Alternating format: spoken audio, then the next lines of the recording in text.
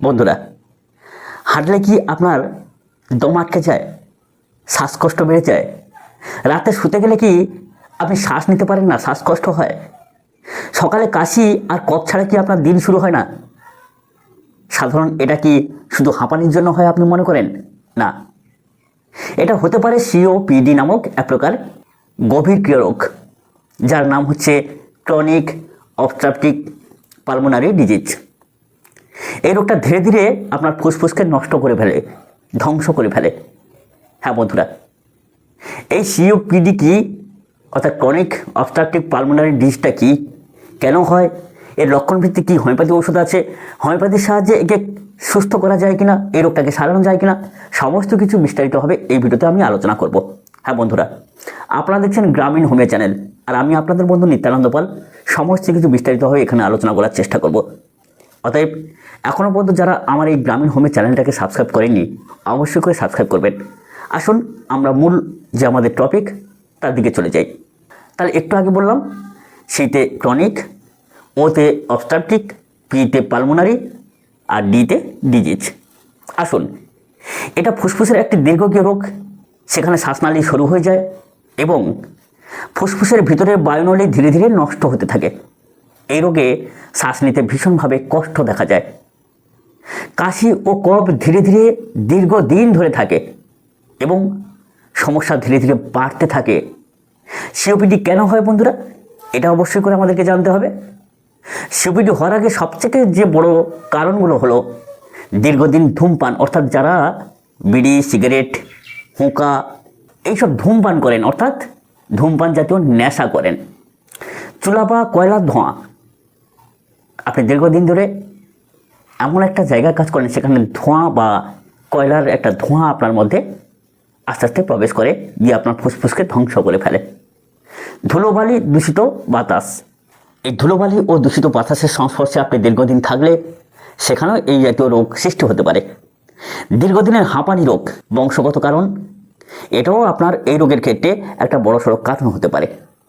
এই সব কিছু মিলে ধীরে ধীরে ফুসফুসকে দুর্বল করে ফেলে এবং আস্তে আস্তে ধ্বংসের দিকে ঠেলে দেয়। এবার আসি বন্ধুরা, সিওপিডির প্রধান লক্ষণগুলো কি, কেমন প্রকৃতির লক্ষণ দেখলে আপনি বুঝবেন যে আপনিও সিওপিডির রোগী হতে চলেছেন। হাঁটলে বা কাজ করলেই শ্বাসকষ্ট আসে, সকালে বেশি বেশি কাশি এবং কফ, বুকে শোঁ শোঁ শব্দ, ঠান্ডায় সমস্যা বাড়ে, রাতে শুয়ে থাকলেই ভীষণ প্রকৃতির কষ্ট দেখা যায়, উঠে বসতে আরাম হয়।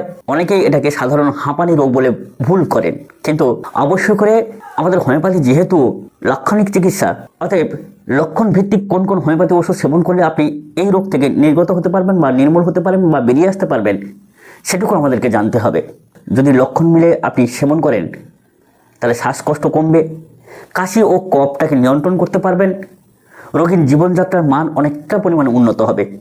তা আসুন তাহলে আমাদের লক্ষণ ভিত্তিক ওষুধগুলো কী কী হতে পারে। প্রথম যে হোমিওপ্যাথি ওষুধ সম্পর্কে আলোচনা করব সেটা হচ্ছে অ্যান্টিমটাট। কেমন প্রকৃতির লক্ষণ থাকলে এই অ্যান্টিমটাটটা আপনি ব্যবহার করতে পারেন বা ব্যবহার করবেন। মনে হচ্ছে আপনার বুকে প্রচুর পরিমাণে কফ জমে আছে, কফটা অত্যন্ত সরল ঘর ঘরে, কিন্তু আপনি তুলতে পারছেন না, এতটা পরিমাণ আপনি দুর্বল হয়ে পড়েছেন যে কফটা তোলার মতো করে সামর্থ্য আপনার নেই, এমন দুর্বল যে কপালে ঘাম চলে আসছে, ঠোঁট মুখ এগুলো নির্বর্ণ আকার ধারণ করেছে। তাহলে প্রচুর পরিমাণে কফ ঘর ঘুরে, কিন্তু তবুও আপনি তুলতে পারছেন না, অসমর্থ হয়ে পড়ছেন, সামর্থ্য আপনার নেই, কষ্ট পাচ্ছেন, কারণ দুর্বলতাজনিত কারণে। এমন লক্ষণ থাকলে অ্যান্টিমটাট 6 বা 30 সকাল, দুপুর, সন্ধ্যা, দিনে 2-3 বার করে আহারের 1 ঘন্টা আগে আপনি নিতে থাকুন, অবশ্যই উপকার পাবেন। 2 নম্বর যে হোমিওপ্যাথি ওষুধ সেটা হচ্ছে আর্সেনিক অ্যালবাম। কেমন প্রকৃতির লক্ষণ থাকলে নেবেন। প্রচুর পরিমাণে রাত্রিবেলা হলে শ্বাসকষ্ট বাড়ে, বিশেষ করে রাত্রির দ্বিপহর, অর্থাৎ 12টার সময় বা 12টার একটু পরে।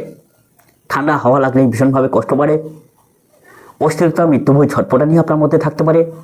জাহানটা মনে হয় আঁকুবঙ্কু করছেন, এক্ষুনি মনে হয় আপনার জাহানটা বন্ধ হয়ে যাবে, মৃত্যু ভয় আছে। আর বসে থাকলে আরাম। বিশেষ করে এর একটা ম্যাজিক সিমটম ছিল রাত্রির দ্বিপহরে বৃদ্ধি। এটা যদি আপনার মধ্যে থাকে, আর মৃত্যু ভয়, ছটপটানি, অস্থিরতা, পিপাসা এগুলো যদি থাকে, আর কোনো কথা নেই। আপনি 1 মাত্রা খেয়ে 2 ঘন্টা অপেক্ষা করুন, ঘন ঘন কখনোই নেবেন না। আর্সেনিক অ্যালবাম কখনো ঘন ঘন প্রয়োগ করতে নেই, দেখবেন অবশ্যই উপকার পাবেন। 3 নম্বর হোমিওপ্যাথি ওষুধ সেটা হচ্ছে ব্রায়োনিয়া অ্যালবা। বন্ধুরা, শুকনো কাশি, নড়াচড়ায় শ্বাসকষ্ট বাড়ে, এক পাশে শুলে ভীষণভাবে আরাম পাওয়া যায়, সঙ্গে কাশতে গেলে ডান বুকে যদি ছুঁচ ফোটানো ব্যথা লাগে, শ্বাস প্রশ্বাসে যদি বুকে ব্যথা আসে, তাহলে ব্রায়োনিয়া অ্যালবা 30 পোটেন্সি বা 200 পোটেন্সি আহারের 1 ঘন্টা আগে আগে দিনে 2-3 বার অবশ্যই করে নেবেন, দারুণভাবে উপকৃত হবেন। 4 নম্বর যে হোমিওপ্যাথি ওষুধ সেটা হচ্ছে ক্যালিকার্প। ভোর 3টে থেকে 4টি ক্যালিকার্প, অ্যামনকার্প, এইসব ওষুধগুলোর মধ্যে এই লক্ষণগুলো কিন্তু নির্দিষ্ট। কিন্তু এই ক্যালিকার্প ভোর 3টে থেকে 4টের মধ্যে যে শ্বাসকষ্ট, দীর্ঘদিনের ফুসফুসের দুর্বলতা এবং এইরকম কাশতে গেলে বুকে ছুঁচফুটানি ব্যথা আছে ব্রায়োনিয়ার মতো করে, অবশ্যই করে দারুণভাবে কাজ করবে। দিনে 1 থেকে 2 বারের বেশি নেবেন না, অবশ্যই উপকৃত হবেন। এবার যে হোমিওপ্যাথি ওষুধ সম্বন্ধে আলোচনা করব সেটা হচ্ছে কার্বোফেজ। কেমন প্রকৃতির লক্ষণ থাকলে নেবেন? আপনি প্রচুর পরিমাণে কাশি আপনার হচ্ছে, আপনার মনে হচ্ছে যে অক্সিজেনের কম হওয়ার অনুভূতি, হাঁ করে দম নিতে হচ্ছে, হাঁপানি আছে, শ্বাসকষ্ট ভাব আছে, জানলা খুলে ঠান্ডা বাতাস চাইছেন। বিশেষ করে এর ম্যাজিক সিমটম, অর্থাৎ কার্বোফেজের ম্যাজিক সিমটম যে ঠান্ডা বাতাস চাইছেন, এই ঠান্ডা বাতাস আপনার খুব আরামদায়ক।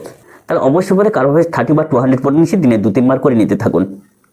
4 বার পর্যন্ত নেওয়া যায়, 5 বার পর্যন্ত নেওয়া যায়। বন্ধুরা, আজকে শেষ যে হোমিওপ্যাথি ঔষধ সম্বন্ধে আলোচনা করব সেটা হচ্ছে মারাত্মক একটা হোমিওপ্যাথি ঔষধ, সেটা হচ্ছে ইপিকাক। বন্ধুরা, প্রচুর পরিমাণে কাশি, ঝোঁকা কাশি, দম নেওয়ার সময় নেই, কাশি আর থামে না, কফ থাকলেও আরাম আসে না, খানিকক্ষণ কাশির পরে যখন কফটা উঠে যায় তখন কিন্তু উপশম আসে।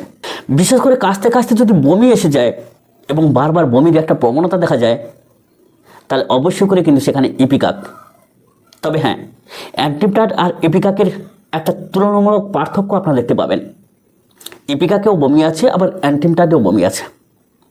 তবে ইপিকাক কি, বমির পরিমাণ বেশি থাকে, আর অ্যান্টিপ্টাটে হচ্ছে কার বমি, অর্থাৎ লালার পরিমাণ বেশি থাকে।